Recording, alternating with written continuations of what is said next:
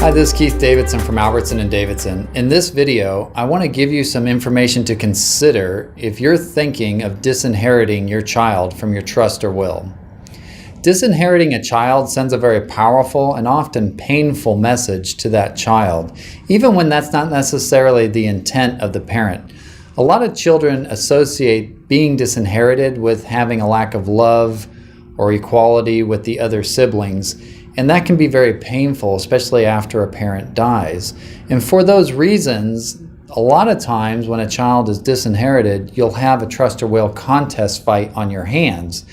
And so I want to talk a little bit about how to avoid those contest fights if you can. So if you think you want to disinherit a child, the first piece of advice I would ask you to consider is think about, are you sure you really want to do that? In other words, there's a lot of different ways to structure gifts to children. You don't have to just out and out disinherit them. If you have a child where you think that they're irresponsible with money, or maybe you're afraid that they're going to get a divorce and lose some of their inheritance in a divorce fight, there's ways to structure your trust to protect that child from those issues, and that is you just create a children's trust. It's an irrevocable trust. You can have an independent trustee manage those trust assets for the child, and then the child can get distributions from that trust to the extent that the child needs it, but they can't just have the money and spend it all or be irresponsible. That's just one example. There's a lot of different examples to address whatever issue you have with your child. So the first piece of advice I'd give you is, are you sure you really want to do it?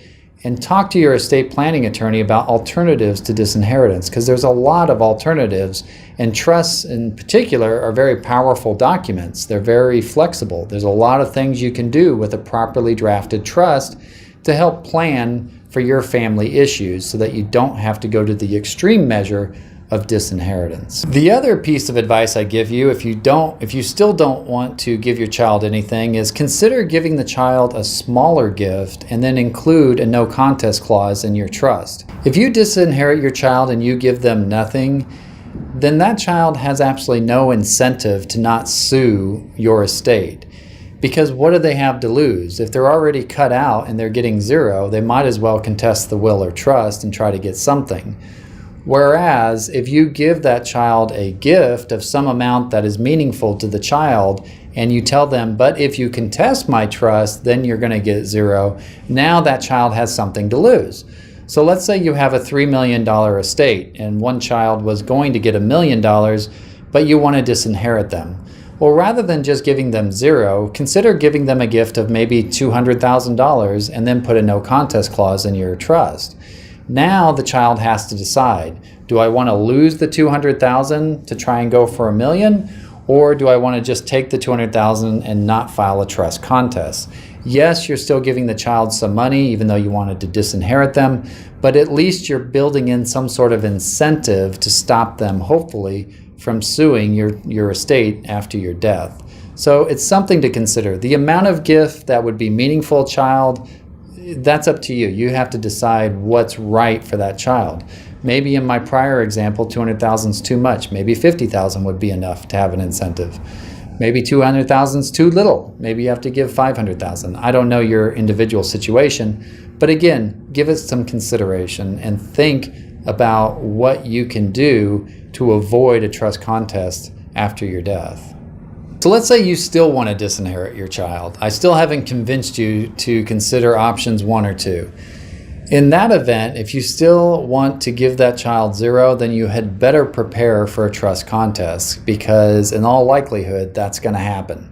So that means you want to talk to your lawyer about how can we help support this trust after your death so that it can be hopefully upheld.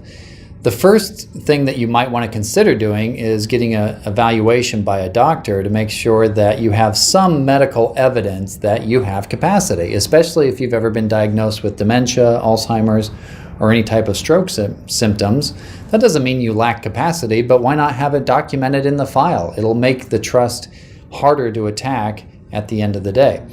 The other thing you might want to consider doing is get an independent review of your trust documents by a separate lawyer from the one who drafts it, Then you have two different lawyers who can testify after your death that yes, this was the proper intent of the decedent. And when you get an independent review, it's very difficult to attack that trust because you have two different lawyers who are going to testify that it was properly drafted. The third thing you should consider doing is putting an explanation for why you're disinheriting the child. And don't have your lawyer draft it in legalese, because anytime you see a legalese description of why a child was disinherited, it seems contrived and fake. What you want is something in your own voice that explains why you're doing this. You don't have to be mean about it, but maybe there's a reason behind your decision. And if so, you should state that either in the trust or in a document that you reference in the trust, so that not just you, but the court also will know why you made this decision. And that can be a very powerful thing for everybody to see after your death to help support your trust. The bottom line here is that disinheriting a child is a far more powerful and painful act than you may realize. So you really should give it some very careful thought and then try to plan it out if you still want to do so.